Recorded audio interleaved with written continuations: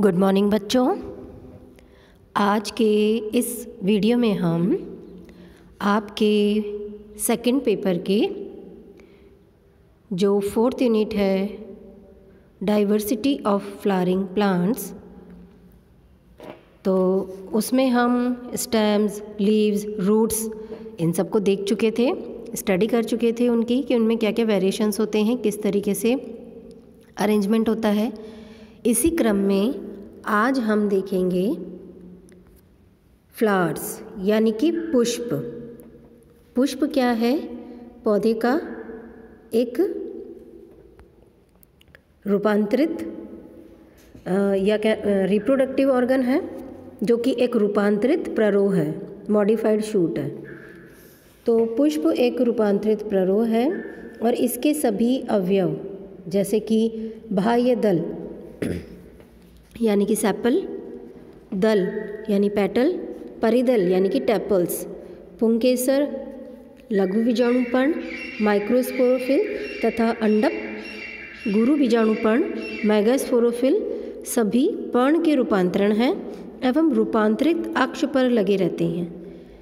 ये सभी पुष्पीय पर्ण फ्लोरल लीव्स कहलाते हैं। पुष्प एक सहपत्र के कक्ष से विकसित होता है। इसमें व्रंत होने पर सव्रंत व व्रंत अनुपस्थित होने पर अव्रंत कहलाता है। जैसा कि आप चित्र में देख सकते हैं कि फूल या पुष्प के विभिन्न प्रकार के जो अंग है वो हमको दिखाई दे रहे हैं।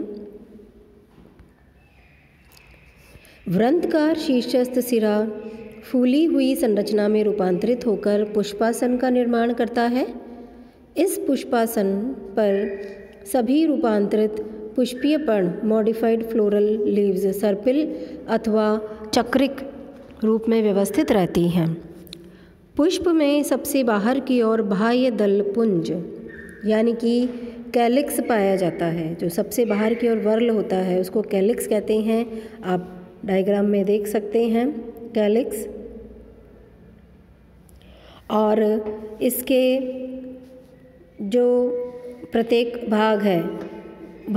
प्रत्येक भाग को बाह्य दल या सेपल कहते हैं। कैलिक्स के जो पार्ट्स हैं उसको हम सेपल या दल कहते हैं, बाह्य दल कहते हैं। यह अधिकतर छोटे आशुपाती या हरे चिरलग्न होते हैं, किंतु कभी कभी यह रंगीन भी हो सकते हैं। यह पुष्प में बाकी अवयवों को सुरक्षा प्रदान करने का कार्य करते हैं।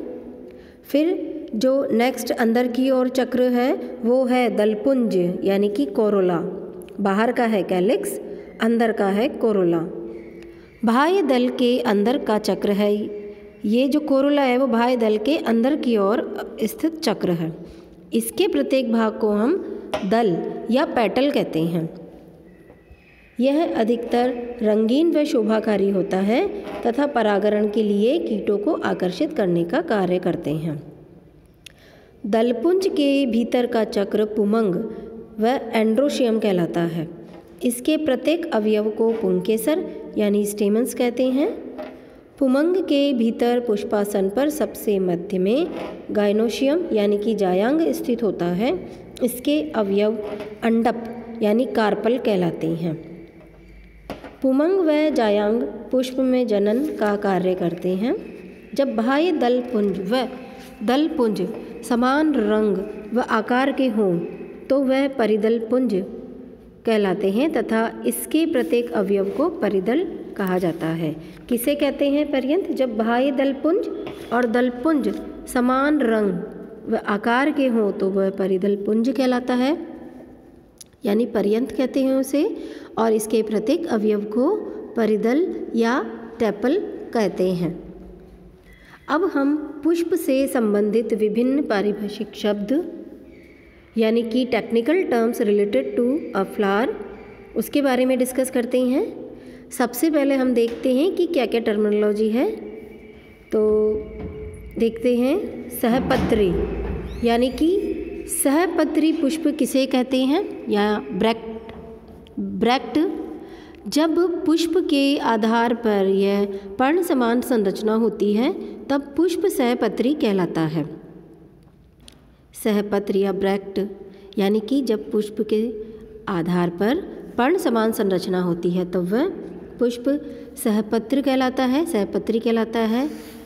उसको BR से रिप्रेजेंट करते हैं हम, जो फॉर्मूला होता है पुष्प का, तो उसको हम कैपिटल B R से, कैपिटल B और स्मॉल r उससे रिप्रेजेंट करते हैं। और जब ब्रैकेट्स अनुपस्थित होते हैं, अनुपस्थित होने पर असहपत्री या निपत्री EBR कहलाती है, यानी कि उसको हम EBR से रिप्रेजेंट करते हैं। अब है सहपत्रिका। ये क्या होता है? पुष्प के, अगर पुष्प से संबंधित टर्मिनोलॉजी को देखें तो ब्रैक्टियोलेट या सहपत्रिका क्या होता है? पुष्प वृंत पेडिसल पर उपस्थित अधिकतर 2 शल्की व पार्श्वीय स्थिति में प्राप्त कायिक संरचना के लगने पर पुष्प सहपत्रिका युक्त ब्रैक्टियोलेट व इसके अनुपस्थित होने पर निपत्रिकी या सहपत्रिका विहीन ब्रैक्टियोलेट कहलाता है। तो सहपत्रिका को हम कहते हैं ब्रैक्टियोलेट, सहपत्र को कहते हैं ब्रैक्ट। नेक्स्ट इसका टर्मिनोलॉजी है या टर्म है सवृंत, यानी कि किस प्रकार से पुष्प को हम सवृंत या पेडिसल कहेंगे?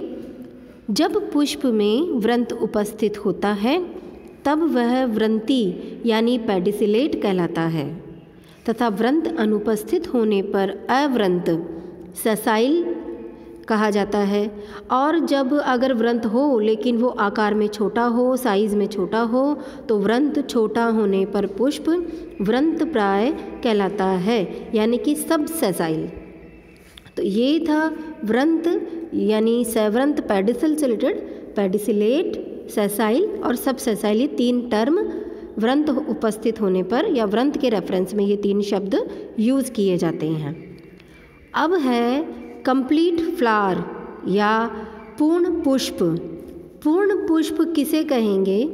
ऐसा पुष्प जिसमें पुष्प के सभी भाग, देखो पूर्ण से मतलब ही यही है कि उसमें सारे पार्ट्स फ्लावर्स के पाए जाने चाहिए। तो ऐसा पुष्प जिसमें पुष्प के सभी भाग, जैसे कि बाह्य दल पुंज यानी कि कैलिक्स, दलपुंज यानी कि कोरोला, पुमंग, एंड्रोशियम व जायांग यानी कि गायनोशियम उपस्थित होते हैं। तो ये चारों चीज़ उपस्थित होनी चाहिए, वो ही पूर्ण पुष्प कहलाता है। एक भी भाग अनुपस्थित होने पर यह अपूर्ण, इनकम्प्लीट कहलाता है। अब है बाइसेक्सुअल या हर्माफ्रोडाइट फ्लावर, यानी कि द्विलिंगी फ्लावर। नाम से ही हम समझ सकते द्विलिंगी, जब एक ही फूल पर दोनों लिंग उपस्थित हो उसे द्विलिंगी कहते हैं। यानी कि जब पुमंग व पुमंग या जायांग दोनों उपस्थित होते हैं तो वो जो पौधा है, वो जो फ्लावर है वो द्विलिंगी, बाइसेक्सुअल या हर्माफ्रोडाइट फ्लावर कहलाता है।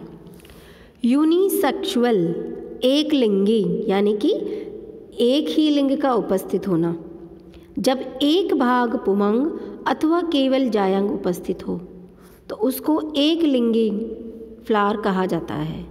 नपुंसक यानी कि न्यूट्रल, जब पुमंग व जायांग कार्यक्षम नहीं होते हैं, फंक्शनल नहीं होते हैं, तो उसको हम नपुंसक या न्यूट्रल फ्लावर कहते हैं। स्टेमिनेट पुंकेसरी, ऐसे पुष्प में केवल पुंकेसर उपस्थित होते हैं। देखो ये है कि पुंकेसर उपस्थित होते हैं, दूसरा उसको यूनिसेक्सुअल तो कहते ही हैं, पर यूनिसेक्सुअल में क्या है ना, यूनिसेक्सुअल स्टेमिनेट यानी एक लिंगी पुंकेसरी, स्त्री केसरी पिस्टिलेट, ऐसे पुष्प में केवल स्त्री केसर उपस्थित होता है, यानी कि केवल गाइनोशियम वाला पार्ट इसमें उपस्थित होता है। फिर जो फ्लावर आता है, फ्लावर का जो प्रकार आता है वो है एक्टिनोमॉर्फिक, त्रिज्या सम्मित। त्रिज्या सम्मित ये नाम आपने सुना होगा, इस नाम की टर्मिनोलॉजी भी आप जानते हैं कि इसको किसके रेफरेंस में करते हैं। जब हम क्या होता है कि इसमें पुष्प के सभी चक्रों के सदस्य समान होते हैं, तथा एक से अधिक लंबवत तलों पर काटने पर भी समानता में बढ़ते हैं। तो वो जो स्थिति है वो कहलाती है त्रिज्या सममित या एक्टिनोमॉर्फिक, है ना।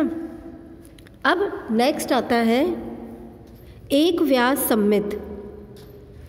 एक व्यास सममित यानी कि जाइगोमॉर्फिक। इसमें पुष्प के किसी भी चक्र के सदस्य बाकी सबसे अलग अथवा असमान होते हैं, अतः केवल एक ही लंबवत तल पर काट के कारण दो समान भागों में बांटे जा सकते हैं, तो उसे हम जाइगोमॉर्फिक या एक व्यास सममित कहते हैं। फिर है द्वितयी फ्लावर, डाइमेरस। जब पुष्प के चक्र दो के गुणनफल की संख्या में हो, विशेषकर बाह्य दल पुंज व दल पुंज, यानी कि दो के गुणनफल की संख्या में हो, 2, 4, 6 इस तरीके से। फिर है ट्राइमेरस फ्लावर, त्रितयी।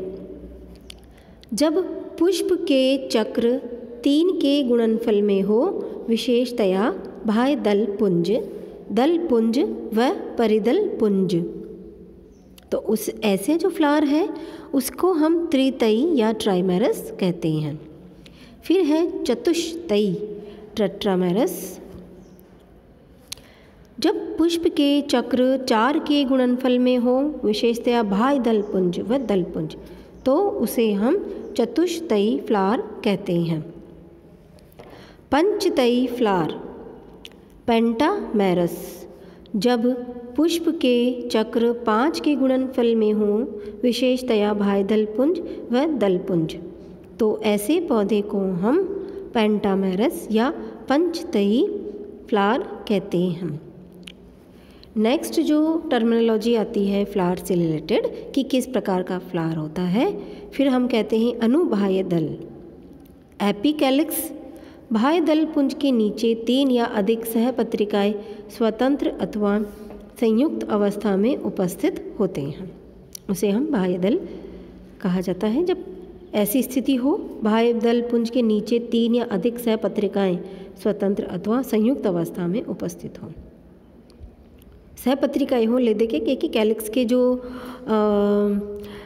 के जो भाग हैं सेपल्स, तो उनमें अगर साथ में सहपत्रिकाएं हैं तो इस अवस्था को अनुबाह्य दल कहा जाता है, एपिकैलिक्स। फिर है कैलिक्स, बाह्य दल पुंज। पुष्प का सबसे बाह्य चक्र जो स्वतंत्र अथवा संयुक्त बाह्य दलों सेपल द्वारा निर्मित होता है, तो उसको ऐसे ये जो स्थिति है उसको बाह्य दल पुंज यानी कि पुष्प का सबसे बाह्य चक्र जो स्वतंत्र अथवा संयुक्त बाह्य दलों द्वारा निर्मित होता है। कोरोला, कैलिक्स किसको कहते हैं ये आपको समझ में आ गया कि जो सबसे बाह्य चक्र होता है उसे अंदर की ओर हम देखते हैं तो कोरोला दलपुंज। पुष्प का बाह्य दलपुंज के अंदर का जो चक्र स्वतंत्र अथवा संयुक्त दलों यानी कि पेटल्स द्वारा निर्मित होता है उसे हम कोरोला कहते हैं। 2 है कैलिक्स, कैलिक्स के जो भाग है उसको हम सेपल्स कहते हैं। कोरोला जो है उसके भाग को हम पेटल्स कहते हैं। फिर है एंड्रोशियम यानी कि पुमंग, ये जो रिप्रोडक्टिव ऑर्गन है 2 है, एंड्रोशियम गाइनोशियम यानी कि पुमंग और जायांग। तो एंड्रोशियम पुमंग दलभुज के भीतर का चक्र, इसमें पुंकेसरों की संख्या व सहसंजन यानी कि कोहेशन अलग अलग प्रकार का हो सकता है। इसकी जो आकृति है विभिन्न प्रकार से निर्धारित होती है कि ये सुपीरियर, इन्फीरियर, इस प्रकार से एंड्रोशियम जो है दलपुंज के भीतर का जो चक्र है और उसकी संख्या के आधार पर इसका हम आगे भी इसका क्लासिफिकेशन करते हैं। ऐसे ही गाइनोशियम है यानी कि जायांग, यह पुमंग के चक्र के भीतर पुष्पासन पर सबसे अंदर का चक्र होता है। इसमें अंडपों यानी कि कार्पल्स की संख्या, उनका सहसंजन व बीजांडन्यास आदि का अध्ययन करते हैं। तो बच्चों ये तो थी पुष्प के बारे में साधारण जानकारी कि पुष्प में कौन कौन से भाग होते हैं। पुष्प एक रिप्रोडक्टिव ऑर्गन है यानी कि जनन अंग है, क्योंकि इसमें एंड्रोशियम गाइनोशियम स्थित होता है अब हम उसके आगे की वीडियो में ही पढ़ेंगे कि इनसे पुष्प किस प्रकार से होता है, किस प्रकार व्यवस्थित रहता है और इसका शेप क्या है, साइज़ क्या है और शेप थैलेमस का साइज़ क्या है, इंसर्शन, ये सब हम आगे की वीडियो में पढ़ेंगे। तो आज जो जानकारी थी इस वीडियो में, इसमें ये हमने देखा कि पुष्प से संबंधित जो पारिभाषिक शब्द थे। आगे की वीडियो में हम इसके आगे के क्लासिफिकेशन को देखेंगे। ओके बच्चों, थैंक यू।